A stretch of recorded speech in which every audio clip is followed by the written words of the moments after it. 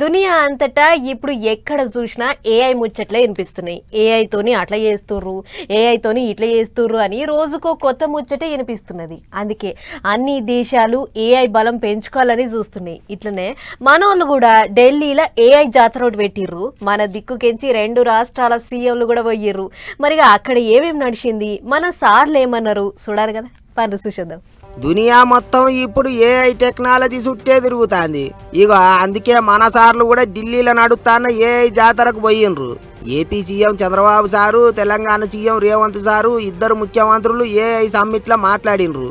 AP సర్కారోళ్ళు పెద్ద పెద్ద కంపెనీలతోని ఏఐ చదువులు చెప్పే యూనివర్సిటీలతోని ఒప్పందాలు చేసుకొని దస్కతులు కూడా చేసుకుండ్రు. అమరావతిలో ఏఐ యూనివర్సిటీ పెడతారట, ఏఐ అకాడమీ కూడా పెడతారట, బడులు కాలేజీలల్లో ఏఐ పాఠాలు చెప్పిస్తారట. ఇట్లా 7 ఒప్పందాలు చేసుకుండ్రు.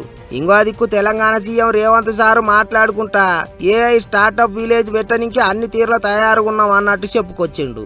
అట్లనే తెలంగాణలో ఏఐ వార్ రూమ్ పెట్టాలి అని సెంటర్ సర్కార్ వాళ్ళని అడిగిండు సారు.